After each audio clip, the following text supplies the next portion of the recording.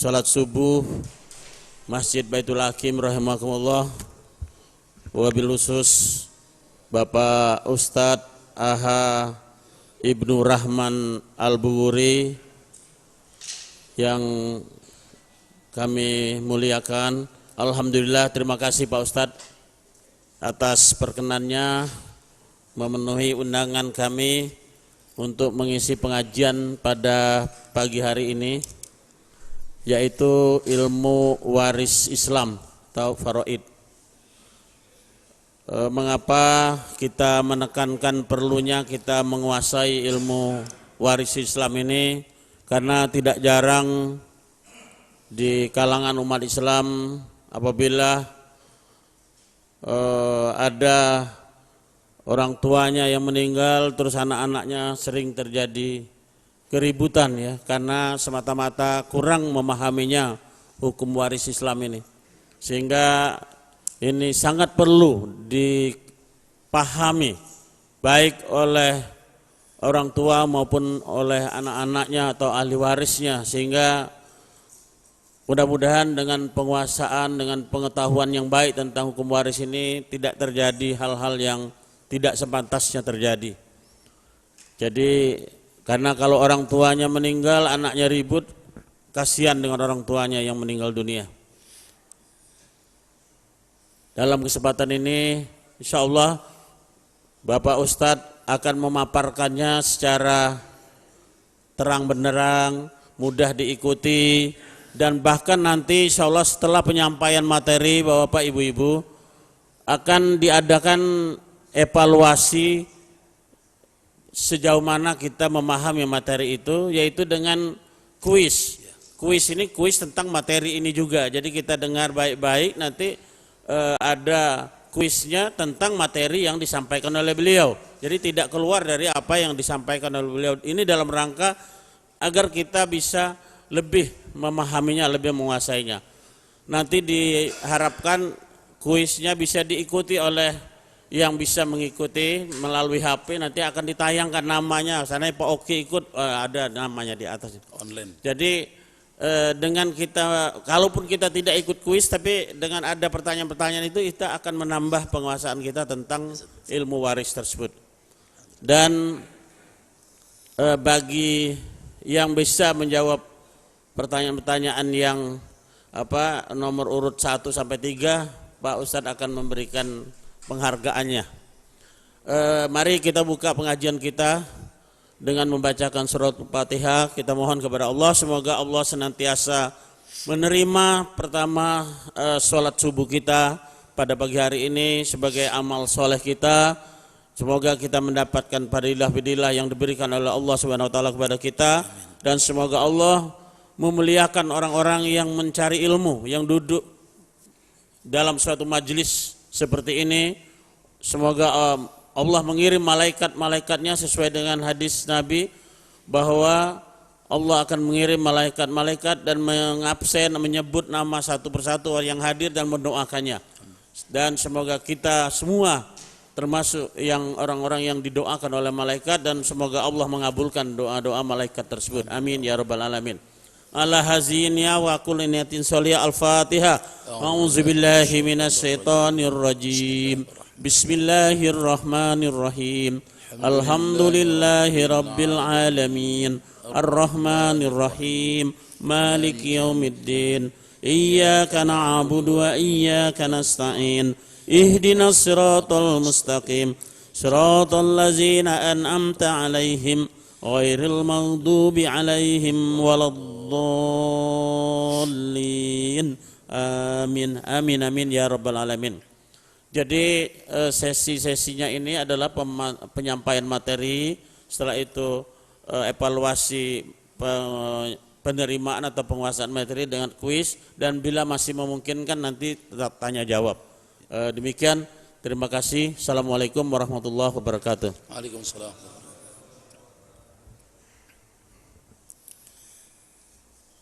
Bismillahirrahmanirrahim. Assalamualaikum warahmatullahi wabarakatuh. Alhamdulillahi rabbil alamin. Wassalatu wassalamu ala nabiyyina Muhammadin khatamil anbiya'i wal mursalin wa ala alihi wa sahbihi ajmain wa ba'du. Jamaah dirahmati Allah Subhanahu wa taala, para asatidzat yang hadir pada kesempatan hari ini, saya turut mendoakan semoga kita semua dalam keadaan sehat wal afiat. Allah curahkan berkah, rahmat sebanyak air yang Allah tumpahkan semenjak malam hari hingga hari ini kita merasakan di sisa-sisa peristiwa hujan semalam yang kita tidak mampu menghitung beberapa tetes yang Allah turunkan. Sebanyak itu pula semoga keberkahan, rahmat, obat, penawar hati semoga Allah curahkan kepada diri dan keluarga kita. Dan kita sama berharap pada Allah Subhanahu wa taala agar Allah pahamkan kita, Allah mudahkan kita untuk memahami agama yang dibawa oleh Rasulullah Muhammad sallallahu alaihi wasallam, yang mudah-mudahan dengan bekal ilmu semakin berkualitas hari-hari kita di hadapan Allah Subhanahu wa taala. Khusus untuk materi ini kita buka dengan membaca lafaz basmalah. Bismillahirrahmanirrahim. Bapak Ibu yang dirahmati Allah Subhanahu wa taala, kalau kita mau bicara tentang masalah kematian, kematian itu bagian daripada takdir yang mengikuti segala sesuatu yang bernyawa itu. Termasuk kita manusia, kehidupan kita akan berakhir dengan kematian di muka bumi ini.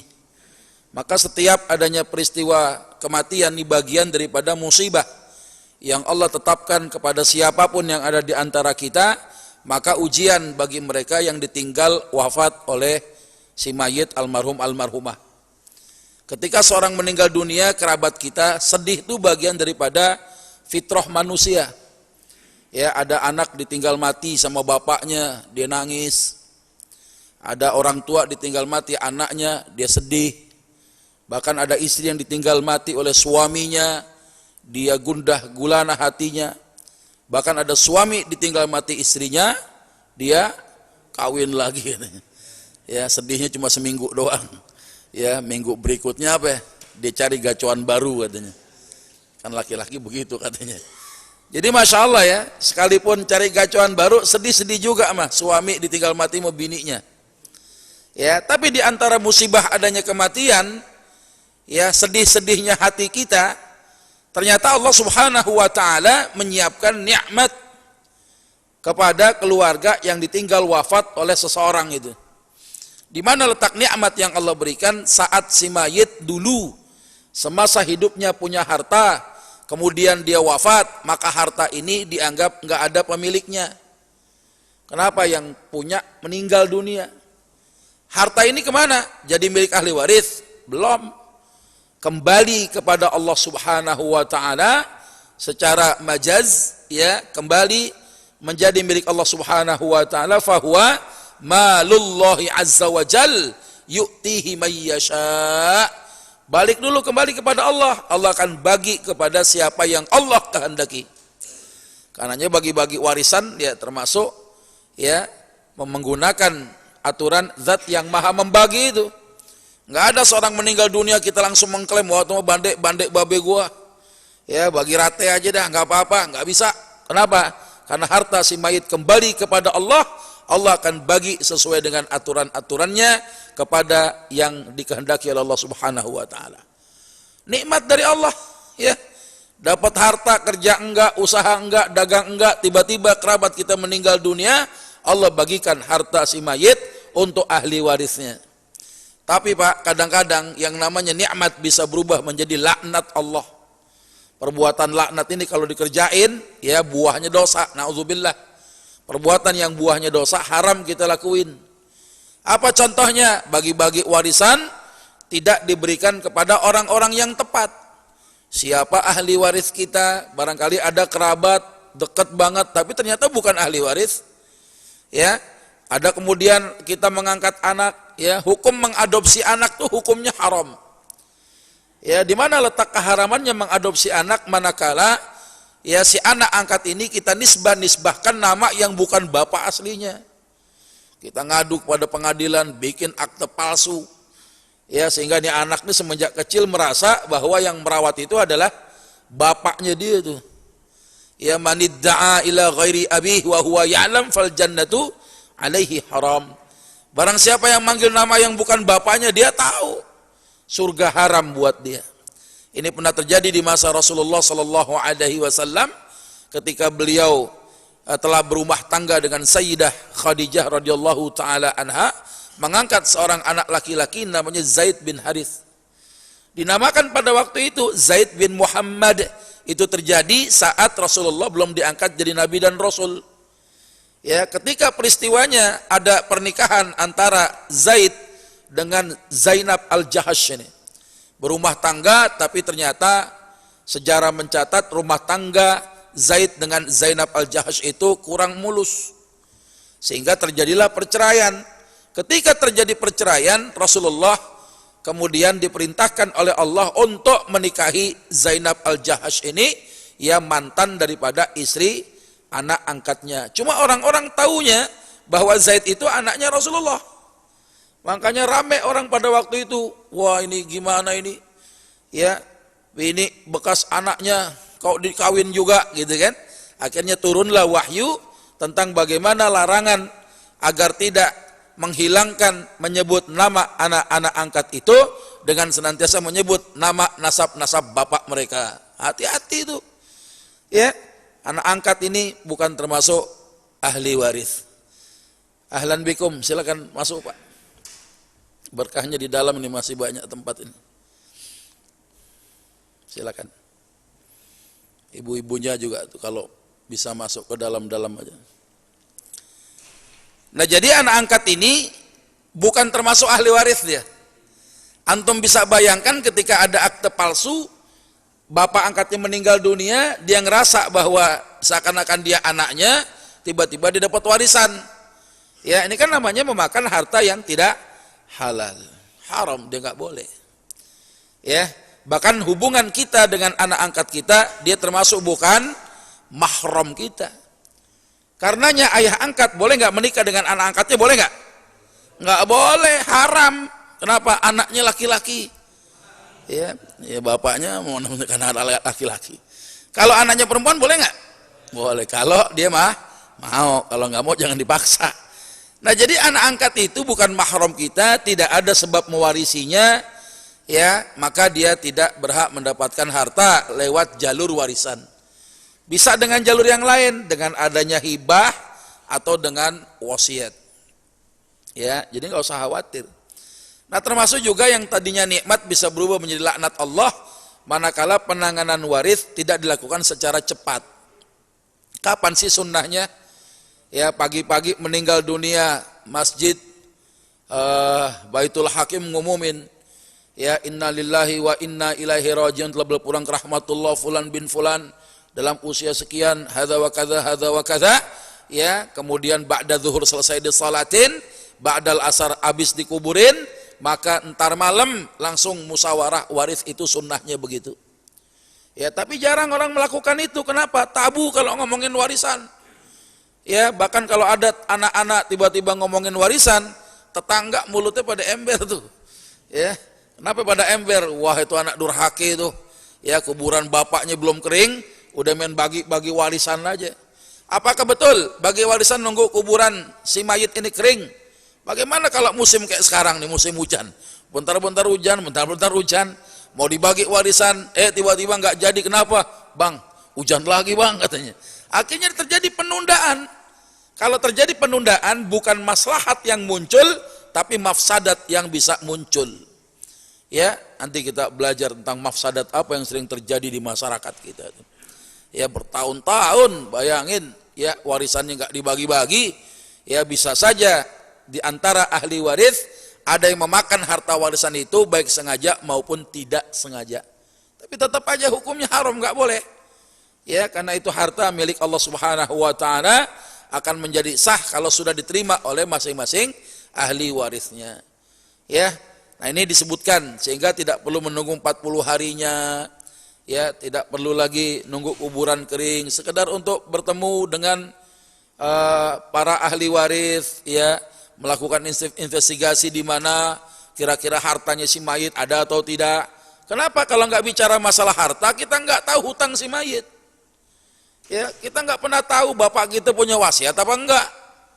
Ya, kenapa? Ngomongin harta bentar-bentar udah panas, ribut dan lain sebagainya. Padahal yang bikin panas membicarakan masalah warisan itu kalau ada di dada kita sifat serakah terhadap harta dunia itu. Kalau udah serakah urusannya kelar, ya. Mau ditengahin kayak gimana juga susah ya, orang serakah. Ya, Ustadz dipanggil, ya, suruh datang dia kagak mau. Kenapa? Takut disalahin sikap dia. Atau ketika datang ketemu ustadznya, selesai pulang daripada ditengahi, baru saja ustadznya pergi. Ya, udah rame lagi. Nggak mau, gue bagi rate aja dah katanya. Ya, yang begini yang repot nih. Ya, jadi bisa saja nikmat berubah menjadi laknat daripada Allah Subhanahu wa taala ketika penanganan waris tidak dilakukan secara cepat. Dan bahkan nikmat bisa berubah jadi laknat manakala pembagian harta warisan tidak benar menurut tuntunan syariat Islam itu. Ya, laki perempuan dibagi rata, padahal kapan jadi laki, kapan jadi perempuan, ya, kedudukan mereka jenis kelamin ini menentukan betul tentang besaran waris yang Allah berikan. Kadang wanita bisa dapat setengah, kadang wanita bisa dapat seperempat, kadang wanita bisa dapat seperdelapan, kadang wanita bisa dapat sepertiga, seperenam, atau bahkan menjadi asabah, mendapatkan seluruh hartanya bisa saja. Ya, ini ternyata nggak bisa disamaratakan. Nah, kalau ada tiba-tiba saudara perempuan kita ngancem-ngancem, pokoknya bang bagi warisan, dibagi rate aja dah, kalau nggak dibagi rate jangan anggap gue saudara lu katanya. Repot yang begini udah.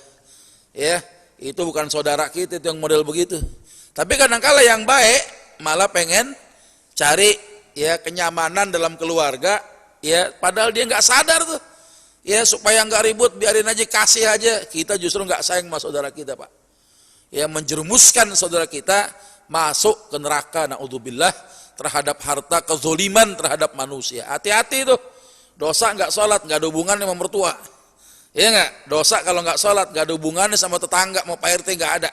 Tapi langsung kepada Allah. Tapi dosa kepada kezoliman manusia, ya nggak cukup tobat kepada Allah, tapi harus ya penuhi hajat-hajat manusia, hak-haknya kalau ada hak manusia itu dirampas oleh seseorang ini. Naudzubillah. Ya, karenanya masya Allah dalam waktu yang singkat ini kalau belajar di Fakultas Syariah mungkin sampai 4 semester.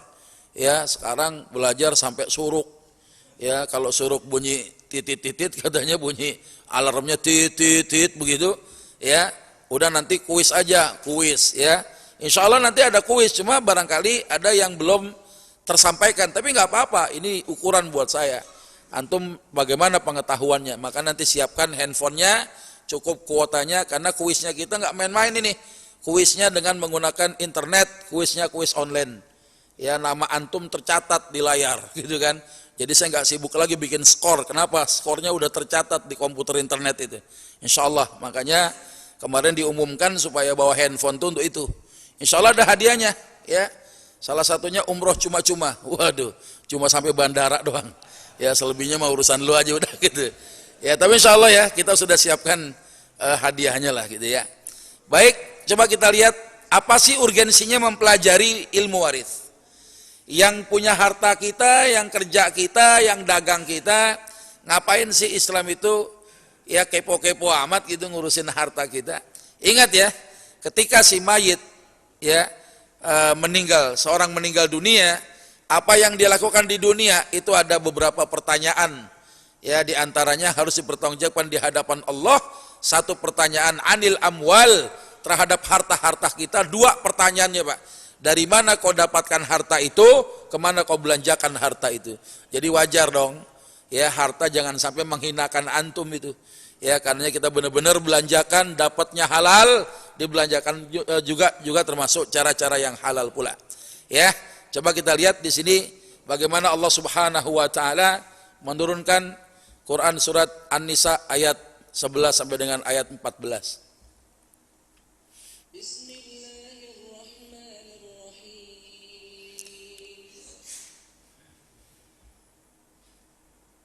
Ya. Kelihatan nggak belakang? Kalau kurang segede ini.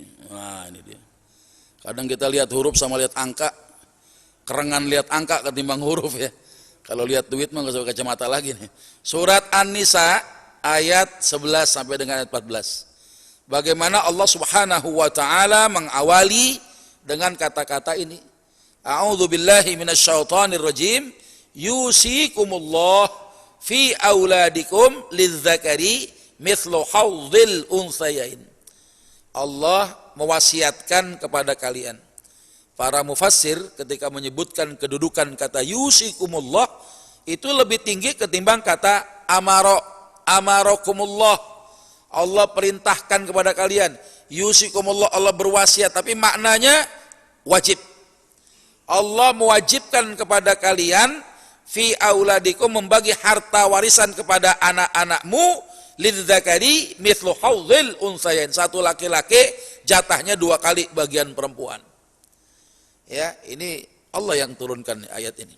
Ya, fa in kunna nisaan ya fauqasnataini falahunna thulutsa ma tarak. Kalau anakmu perempuan ada 2 atau lebih jumlahnya, enggak ada anak laki-lakinya, dia dapat 2/3 bagian. Bayangin, kadang perempuan dapat setengah, kadang dapat 2/3 bagian. Ya, kadang juga 2:1 dengan yang laki-laki. Wa in kanat wahidah, kalau anakmu perempuan cuma sendirian saja, falahan nisaf, dia dapat setengah harta dari yang ditinggalkan oleh ayahnya atau almarhumah ibunya. Ya, ini 11-12 aturan Allah terkait dengan orang-orang yang Allah berikan dengan saham yang pasti. Yang mau saya sampaikan adalah ayat 13-nya. Tilka hududullah. Ayat 11 dan 12 adalah aturan-aturan Allah. Waman yuti'illaha wa rasulah, siapa taat kepada Allah dan Rasulnya, yudkhilhu jannatin tajri min tahtihal anhar khalidina fiha. Ini rahasianya. Bagi warisan itu ibadah. Pakai aturan Allah, Allah masukkan ke dalam surga kita, kekal di dalamnya. Masya Allah. Udah di dunia dapat harta, dapat bande, berkah kita, dapat apa? Tambah kebaikan kita, keberkahan atas harta itu. Kalau kita meninggal ada surga buat kita. Kira-kira yang punya harta dulu, yang meninggal ayah ibu kita dapat surga juga enggak? Dapat bagiannya. Kenapa? Wasilah, usaha orang tua, bandek kita terima, harta warisan kita terima sebagai ahli warisnya. Makanya kalau antum sayang sama ayah, sama ibu, emak, babe kita, segerain bagi warisnya. Segerain udah. Ya, supaya apa? Manfaatnya ini dirasakan betul oleh ahli waris yang ada itu. Ya. Nah, sekarang kebalikannya nih. Wa may ya'sillaha wa rasulah wa yata'adda hududah. Siapa yang durhaka kepada Allah dan Rasulnya, dia menolak, dia menentang aturan-aturan Allah tadi, yudkhilhu naran khalidan fiha. Masuk neraka, kekal di dalamnya pula. Jadi Masya Allah ya. Jadi kalau antum ngadepin saudara perempuan yang modelnya tambang kayak begitu tadi tuh, pokoknya bagi rata bang, kalau nggak dibagi rata jangan anggap gue saudara lu gitu kan. Kita kasih juga bagi rata, sama aja ngejorogin dia, ya masuk neraka tuh. Ini bukan bicara masalah keikhlasan, tidak. Ya aturan Allah ditegakkan dulu. Ya aturan Allah ditegakkan. Ya. Nah ini kalau seandainya ada orang yang merampas harta saudaranya, menyelisihi aturan-aturan waris Allah itu, masuk neraka, kekal di dalamnya. Walahu adzabum muhin, ditambah sisa menghinakan dia. Ya, kalau kita kebet di dalam kitab tafsirnya Al-Imam Al-Qurtubi Al-Jami' li Ahkamil Quran, bagaimana beliau mengomentari ayat ini bahwasannya ada kemaksiatan 2. Salah satunya kemaksiatan yang kalau kita lakukan menyebabkan orang itu diazab sama azabnya kayak orang kafir. Dan menentang hukum waris Allah ini dihukum sama diazab kayak orang kafir, masuk neraka, kekal di dalamnya, naudzubillah. Ya, makanya ini penting nih, ya. Nah, termasuk juga bagaimana dalil berikutnya, Rasulullah Muhammad sallallahu alaihi wasallam beliau memerintahkan kita untuk mempelajarinya. Ya, sebagaimana hadis beliau sampaikan kepada Abu Hurairah. Abu Hurairah itu bukan orang kaya, tinggalnya di masjid, jadi ahlu suffah. Ya, ahlu suffah itu orang yang tidurnya di serambi masjid. Ya, tapi sekalipun tidurnya di masjid, jadi ulama juga di kalangan sahabat. Ya, nggak cuma numpang tidur doang, gitu kan? Ya, Beliau miskin, nggak punya harta, tapi apa yang Nabi sampaikan? Ya Aba Hurairah, wahai Abu Hurairah, ta'allamul faraid wa'allimuha, pelajari ilmu waris, kalau sudah bisa ajarkan orang lain. Fa innahu nisful ilm, karena dia termasuk setengah ilmu yang Allah turunkan tuh. Orang penghafal Quran 30 juz, ditanya masalah waris dia nggak tahu. Kata seorang ulama di dalam kaulnya, bagaikan pakai baju perang, pelindungnya sudah siap badannya, ya, tapi dia nggak pakai pelindung bagian kepalanya itu. Ya ibarat apa, pembalap naik moge di atas 1000 cc, ya jaketnya mah tebal, ya, lutut sama sikutnya ada pelindungnya. Ketika ditarik gas sekencang-kencangnya, apa yang terjadi? Lupa dipakai helm. Ya kayak begitu, kalau jatuh bagaimana? Fatal. Ya, maka seorang penghafal Quran dia harus menguasai ilmu waris juga. Kenapa? Setengah ilmu yang Allah turunkan. Ya wahwa yunsa, akan dilupakan orang. Wahwa awwalu syai'in yunza'u min ummati, salah satu ilmu yang pertama kali akan Allah cabut di tengah-tengah umat Rasulullah. Makanya kita bersyukur hari ini. Ya walaupun godaannya berat juga.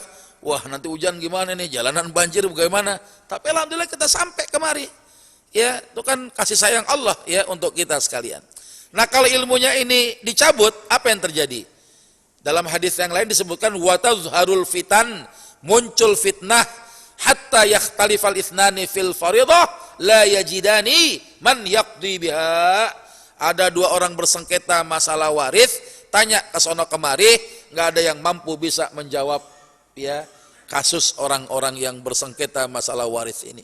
Alasannya kenapa? Ilmunya dicabut, ulama-ulama yang fakih banyak diwafatkan, ya orang kemudian menerapkan hukum yang bukan bersumber asli daripada hukum Allah Subhanahu wa taala.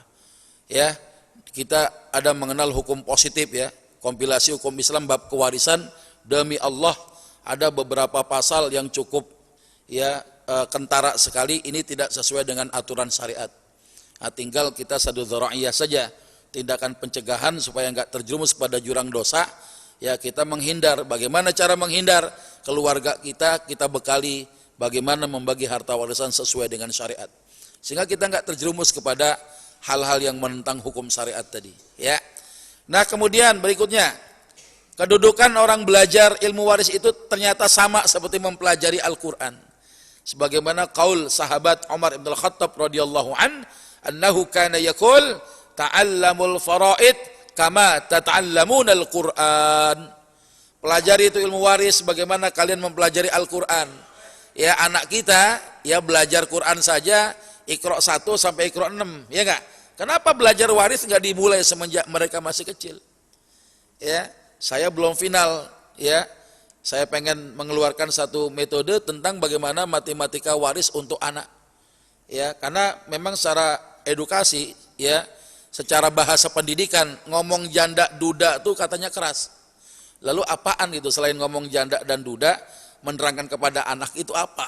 Ya, punya bini 2 gitu kan. Ini kan warisan masih begitu kan? Nah, itu bagaimana menerangkan kepada anak, kita sekarang lagi mengolah itu Pak, supaya bahasa-bahasa itu masih bisa dianggap halus diterima sama anak-anak kecil kita.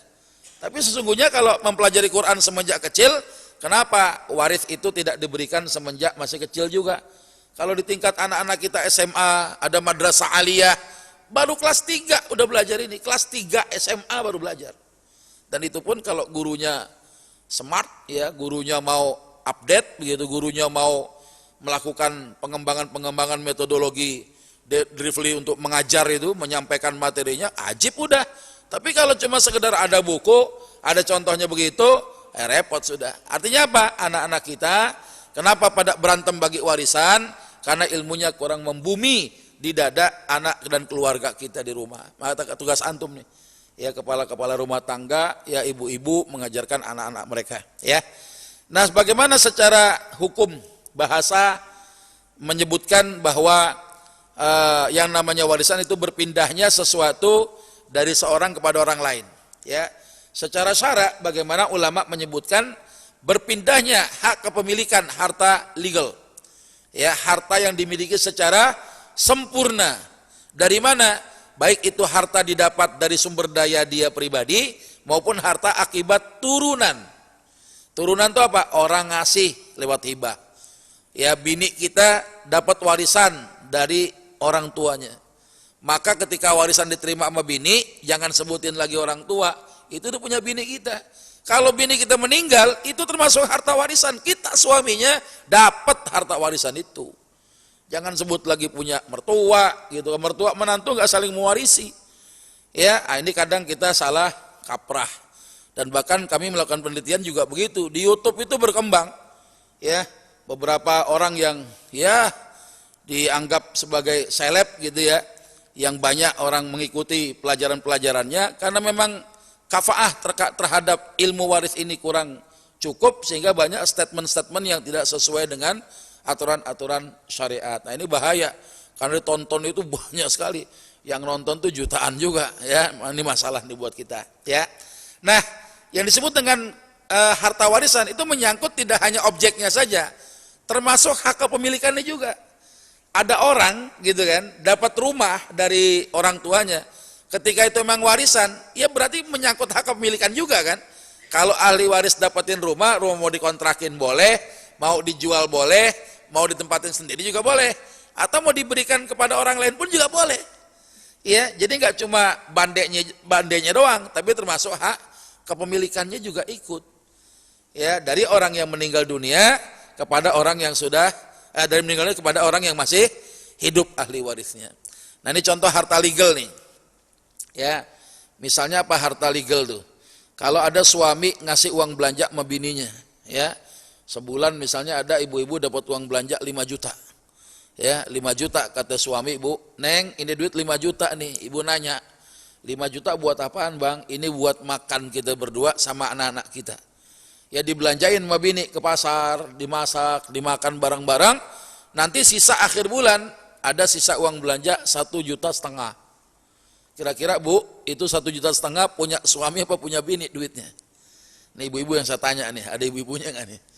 Nggak kelihatan nih. Bu, 1,5 duit siapa Bu kira-kira Bu? Hah? Duit istri apa duit suami Bu? Duit istri. Kenapa duit istri? Karena suami udah ngasih. Siapa bilang suami ngasih? Suami kagak ngasih. Neng nih duit lu atur buat makan kita berdua sama anak-anak kita. Artinya itu uang punya suami. Akhir bulan dapat duit 1,5 juta kembalian uang belanja, dilaporin dulu sama laki. Bang, abang ngasih uang 5 juta, saya udah belanjain bang, ini laporannya nih. Ada ayam 3 ekor, berasnya 1 karung, kancing lepisnya. Tahu kancing lepis? Kancing lepis tahu nggak? Ya, jengkolnya segerobak gitu kan. Ah, ini ada uang sisa belanja nih bang, 1,5 juta bang. Kata suami, ya itu mah kembalian buat lu aja udah. Ah, itu disebut dengan turunan. Ya ada hibah dari suami kepada istrinya, dikasih, ambil 1,5 juta, itu milik istri dan itu harta legal namanya. Tapi kalau nggak pernah dilaporin, ya kembalian gede kecil main umpetin aja. Ya, belanjanya juga nggak karu-karuan, belanja dibuat makan juga. Ya, ini tidak legal namanya, bahaya. Padahal bini misalnya nggak kerja, tapi ternyata harta banyakan dia. Ya, ngentitnya pinter gitu kan. Ya, nyimpen-nyimpennya pinter dia. Padahal harta yang disimpan itu bukan harta yang legal, nggak halal, belum halal hukumnya. Ya, kecuali apa yang suami nafkahkan kepada istrinya beneran dikasih. Ya, yang dikasih kan makan, duitnya suruh belanja, sisanya pulangin. Ya tahu bulan lalu dapat 1,5 juta buat si istri, bulan depan diirit-iritin bang, masya Allah. Kasih 5 juta belanja yang tadinya ayam gantikan cuek, ya kan? Ya gimana mau enak, mau sehat itu laki itu makan. Ya, tiba-tiba di akhir bulan sisa uang belanja 2,5 juta. Ya, mesem-mesem dia ngadepin suami itu bang. Alhamdulillah bang. Ya, kita sudah belanja, abang kasih uang 5 juta. Belanja ini sisa uang 2,5 juta bang, sambil mesem-mesem berharap duit buat dia.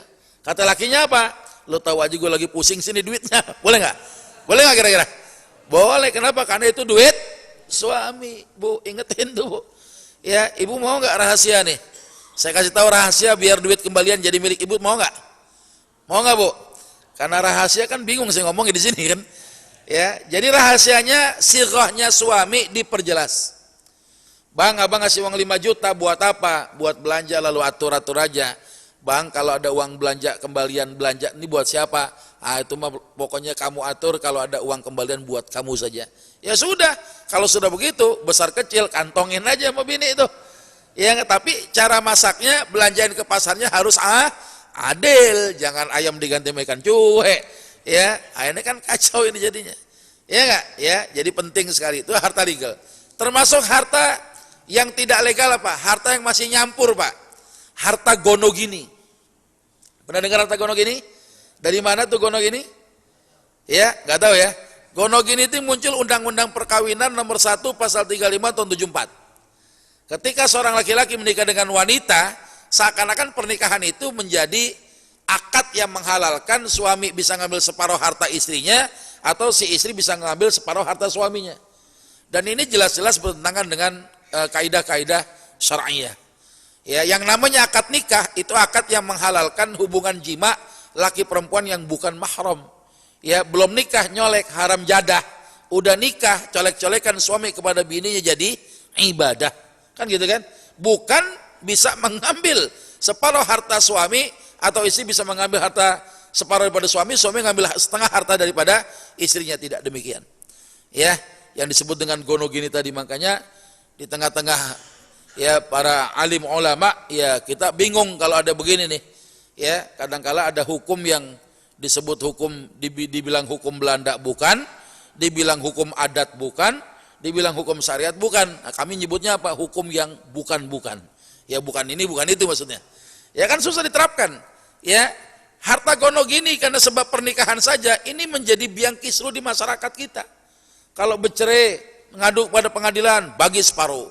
Kalau ada suami meninggal, punya anak yatim ditinggalkan banyak masih kecil-kecil, istrinya mau bagi warisan dengan syarat apa? Bagi dulu gonogininya 50%, yang 50% baru bagian saya 1/8 untuk saya. Ya kalau caranya begitu, jelas yang suka makan harta anak yatim bukan orang lain tapi emaknya sendiri itu. Ya enggak boleh, gitu kan? Itu bukan harta yang halal untuk diambil. Ya enggak ada aturan bagi separuh kecuali apa? Adanya harta mustarokah. Harta yang dimiliki dengan saham bersama. Beli rumah berdua, harganya 1 miliar, suami punya duit 700 juta, bininya punya duit 300 juta. Ya, karena digabung duitnya jadi bisa beli rumah. Sekian tahun ditempatin, nanti pas dijual laku 4 miliar. Maka di situ ada saham suami 70%, saham istri 30%. Atas apa? Nilai jual yang terakhir berapa? Nah, jadi itu mustarokah, gitu kan, hartanya nyampur. Suami meninggal 70% saja jadi warisan, yang 30% masih punya bininya masih hidup. Makanya harus ada pencatatan. Dan ini ternyata kisruh gonogini tidak hanya terjadi di negeri kita doang, ada di tempat yang lain juga. Kita lihat ini. Ya, ada satu peristiwa di mana suami dituntut cerai sama bininya. Ya, pengadilan memutuskan untuk membagi hartanya masing-masing separuh. Ya, tapi si suami ini melakukan tindakan ekstrim karena kesal juga dia. Ya, akhirnya apa kesalnya? Dia belah-belahin. Ya, harta yang dia punya dibelah jadi 2 biar sama rata katanya. Ya, kursi dibelah jadi 2, ya kan? Ya, TV-nya digerindak biar juga jadi 2 gitu. Ya, ini saking kesalnya dia. Pengadilan mutusin bagi separuh-separuh hartanya. Ya, akhirnya dibelah-belahin harta itu. TV dibelah jadi 2, kursinya, ya kasurnya dibelah, handphone, bahkan sepeda, bahkan dia punya mobil pun dibelah jadi 2 ini. Ya, jadi masya Allah ini. Ya, nggak ada yang rela berbagi harta itu. Ya, kalau emang yang bukan haknya itu. Ya, ini kan masalah nih. Ya, jadi ternyata harta gonogini, ya itu termasuk harta yang tidak legal itu. Ya, kecuali harta mustarokah, harta yang didapat dengan saham bersama. Atau suami beli rumah, tapi suami menghibahkan separuh. Neng sini neng, sebagai bukti gue cinta sama lu nih neng, ini rumah nih, ya rumah nih, gue bagi seluruh separuh dah, hibah namanya. Berarti rumah itu dimiliki dengan cara bersama. Kalau istri atau suaminya meninggal dunia, separuhnya adalah harta warisan, gitu maksudnya. Ya, nah sekarang coba kita lihat apa sih bedanya waris hibah dan wasiat. Ya, kalau warisan waktu pelaksanaannya, hukum itu berlaku ketika yang punya harta wafat. Kalau ada orang tua, mohon maaf, setua apapun dia, sakit-sakitan, gak bisa dituntut warisnya.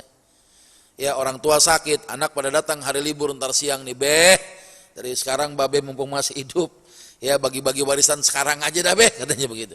Ini yang begini nih anak durhaka namanya. Ya, nyumpain bapaknya biar cepat mati. Kenapa? Karena tidak ada warisan kalau yang punya harta masih hidup. Gitu ya. Nah, kalau hibah berlaku sebelum wafat, sekarang masih seger-seger. Mata masih terang, telinga masih kuat mendengar, jalannya masih kencang, ya, antum menghibahkan kepada anak misalnya, boleh. Ya, hibah ini berlangsung tunai, berlangsung kontan tanpa menunggu si pemilik harta wafat. Antum ngasih rumah sama bini, Neng, bukti gue cinta sama lu nih, Neng, ini rumah sama isi-isinya buat kamu semua. Boleh nggak begitu? Boleh. Bini senang banget. Abang ada angin api tumben baik katanya. Mau buka cabang baru bang katanya. Ya, enggak, gue mengasih sama lu nih sama isi-isinya nih. Kalau gitu buat saya semua bang. Iya, sebentar ya bang ya. Mau ngapain? Itu mobil sama motor masukin dulu ke rumah bang katanya. Biar kenapa? Biar sekalian sama isi-isinya. Ya, ini namanya bini maruk namanya. Ya, bini serakah dikasih, ya minta lebih dia. Tapi boleh juga ya, kalau suami rela dikasih rumah sama isi-isinya buat bininya, istri yang cerdas panggil notaris langsung balik nama. Punya mobil suami dikasih ke bini langsung ke Polda balik nama BPKB-nya. Harus begitu. Ya, berlangsung tunai, ya. Kalau suami ngasih diminta balik nama kagak mau, bohongan dia mau ngasih itu. Ya, lu ngapain sih minta balik nama? Oh, emang gue mau mati gitu. Ya, abang mau ngasih bener apa enggak? Kalau abang ngasih hibah, sekarang harus ada cerah terimanya bang. Tapi kalau nunggu abang meninggal dunia, itu namanya wasiat. Ya, wasiat itu berlaku si pemilik harta kalau sudah wafat. Bahasanya sama. Kalau hibah tunai. Saya tinggal di daerah Setiabudi pak. Ya, ada dekat Sudirman di situ. Kami dulu punya tetangga orang Betawi. Ya, itu tanahnya segambreng. Bahasa Betawi segambreng itu banyak. Ya, tanahnya segambreng gitu kan. Tuh kalau dia mau ngasih tanah sama anak-anaknya, anak 10 dibarisin bang. Ya, anak pertama kasih pegang batu, Den, pegang batu Den, buat apa sih be? Udah pegang aja Din. Ya, nih batu, ntar babe hitung sampai 3, lu lempar dah. Ya, 1, 2, 3 Den, lempar Din, dilempar sama si Udin. Batunya di mana? Mendarat di satu tempat itu. Dipanggil si Udin, Din sini, mana batu lu? Yang ini, iya be. Din ingetin ya, batu lo di sini, ini tanah lo, ya lo bangun rumah di sini. Oh, orang Betawi dulu tuh. Ya, tanahnya masih banyak. Kalau sekarang Betawi sekarang begitu, Den lempar batu Den. Yang kena apa? Jendela tetangga udah. Ya rumahnya gak ada tanahnya sekarang. Ya pada ngontrak semua. Ya jadi itu hibah langsung tunai. Tapi kalau wasiat, ya bahasanya begini. Ntar kalau gue udah mati, ya itu rumahnya buat lu tuh. Nah, itu namanya wasiat tuh. Ya, ntar kalau saya meninggal nanti nih, ya kalau saya meninggal nih, lu di sini, lu di sini, lu di sini, namanya wasiat. Ya, wasiat yang menentang sunnah haram dilakukan. Apa contohnya? Itu rumah punya ayahnya, punya suami. Suami meninggal, sebelum meninggal laporan sama keluarganya. Pokoknya ntar kalau gue meninggal, ini rumah nggak ridho, gue nggak boleh dijual, nggak boleh dijual. Ya nggak bisa. Itu rumah punya suami, suami meninggal, jadi harta warisan, gak cuma rumahnya saja pindah, hak kepemilikannya juga pindah. Ya, jadi kalau kita mau meninggal dunia, jangan sibuk-sibuk ngasih wasiat yang aneh-aneh, yang membebani ahli waris, bahaya itu. Apalagi yang senang dapat keuntungan dengan ucapan itu, cari pembenaran. Kenapa? Karena dia tinggal di situ. Ya mau dijual waris nggak bisa, bapak kita dulu. Ya, wasiat jangan sampai dijual, padahal memang dia numpang di situ. Ya, biar nggak diusir dari tempatnya tuh. Ya, padahal kan salah, nggak bener. Ya, nah ini termasuk juga wasiat untuk bagi rata. Ya, nanti kalau babe lu meninggal, bagi warisan bagi rata aja dah, hukumnya haram nggak boleh. Ya, kenapa? Allah berwasiat, makhluk berwasiat. Wasiatnya Allah apa? Fi auladikum lidzakari mithlu hawdhil unsayain. Satu laki-laki jatahnya 2 kali bagian perempuan. Itu wasiat Allah. Wasiat makhluk, habis sudah, kenapa? Udah meninggal orangnya. Ya, hartanya jadi milik Allah. Ya, tapi kalau wasiat yang sesuai dengan sunnah, hukumnya wajib kita laksanakan. Seorang ayah sekarat di rumah sakit, panggil 3 anaknya, yang paling tua dipanggil, tong, wakilin adik-adik lu nih, kayaknya babe udah gak kuat lagi, ajal bentar lagi nyampe. Babe cuma pesan tanah yang ada di Pondok Indah, rumahnya yang gede itu, ya jangan sampai dijual. Kenapa be? Itu rumah orang tong katanya. Yang begitu boleh tuh, ya rumah orang tuh, rumah bos babe, ya babe suruh nempatin doang gitu ya. Nah, itu bener gitu kan. Nah sekarang siapa penerimanya? Kalau wasiat hanya untuk orang yang bukan ahli waris saja. Ya, siapa contoh bukan ahli waris tuh? Mertua, menantu, ya enggak? Ya, apalagi anak daripada keturunan anak perempuan, cucu dari anak perempuan bukan ahli waris kita. Ya, boleh dapat wasiat. Anak angkat, anak tiri, gitu ya. Itu bukan ahli waris tuh, boleh dapat wasiat. Tapi kalau wasiatnya kepada ahli waris, wasiatnya fasid, rusak akadnya, batal, dia enggak sah hukumnya. Ya, kalau hibah bebas, ahli waris boleh, bukan ahli waris juga boleh. Kalau warisan ini kepada si ahli waris saja, bukan ahli waris enggak dapat. Nilainya sesuai dengan faraid sebagaimana Allah tetapkan dalam Al-Qur'an, ya nilai warisan. Kalau hibah bebas, kalau wasiat maksimal 1/3 saja. Hukum warisan selama rukun dan syarat terpenuhi, hukumnya wajib. Kalau hibah dan wasiat hukumnya sunnah saja. Nah, ini sunnah. Ya, jadi wasiat itu dulu wajib, Pak. Semenjak ayat waris turun, kata Nabi apa? La wasiyyata li warithin, tidak boleh memberikan wasiat kepada ahli waris. Enggak boleh, Pak. Ya, sama bini bilang, "Neng, kalau abang mati separuh harta abang buat lu," enggak boleh. Ya, yang dipanggil neng bini kita kagak bisa. Ya, dia itu ahli waris. Ya. Jadi orang mendapatkan wasiat termasuk bukan ahli waris. Ya, sementara ini dulu ya, kita baru kulit-kulitnya saja, belum masuk sesi 1. Ya, tapi sudah jam 6 ya. Gimana, mau kuis dulu apa tanya dulu? Pertanyaan dulu? Boleh, Pak Ji? Ya, silakan kalau ada pertanyaan. Fadal, antum. Dari tadi udah ngancem banget ini kayaknya nih. Silakan, Bang. Ada speakernya, mic-nya ada nggak? Silakan, Bang. Assalamualaikum warahmatullahi wabarakatuh. Waalaikumsalam warahmatullahi wabarakatuh. Bismillah. Tentang hibah tadi Pak Ustadz ya. Jadi kedua orang tua ini punya anak 5 Pak Ustadz. Ya. Laki-laki. Semuanya. Ya, yang 1 soleh, yang 4 tadi istilahnya begal semua lah, bandit semua ya kan. Jadi yang datang kedua orang tua ini tadi dipanggil lah anaknya yang 5 tadi laki-laki. Yang soleh, yang bejat tadi 4 ya kan. Lalu orang tua tadi kasih hibah kepada anak yang soleh tadi. Yang bejat tadi enggak? Yang 4 tadi, yang bejat tadi tidak dikasih sama orang tuanya tadi. Lalu ketika orang tuanya ngomong begitu Pak Ustadz, yang 4 tadi, yang bejat tadi nih, yang berandal tadi, dibunuhnya orang tuanya tadi. Karena pas banget dah. Dibunuhnya tadi kedua orang tuanya tadi. Lalu meninggallah kedua orang tuanya tadi ya kan. Bagaimana menurut Pak Ustadz masalah wasiat hibah tadi? Ya. Terima kasih. Ini pernah dialami oleh Nu'man bin Bashir. Nu'man bin Bashir dapat hadiah dari ayahnya. Siapa yang tahu siapa bapaknya Nu'man? Ya Bashir, kan Nu'man bin Bashir. Masa bingung? Sahabat yang namanya Bashir ini ngasih hadiah sama anaknya yang namanya Nu'man. Bininya Bashir kagak ridho kalau enggak Rasulullah jadi saksinya. Abang ngasih hadiah sama anakku Nu'man, maksudnya anak dia juga. Aku enggak rela bang sebelum abang menghadap kepada Nabi, minta Nabi sebagai saksinya abang. Ya, menyaksikan abang ngasih hadiah untuk Nu'man. Datanglah Bashir kepada Rasulullah ya tentang maksud bahwa dia memberikan hadiah kepada Nu'man bin Bashir, Nu'man anaknya, ya, kemudian diceritakan istrinya memerintahkan dia untuk menghadap kepada Nabi. Nabi cuma nanya begini, "Ya Bashir, anakmu berapa?" "Ada banyak ya Rasulullah."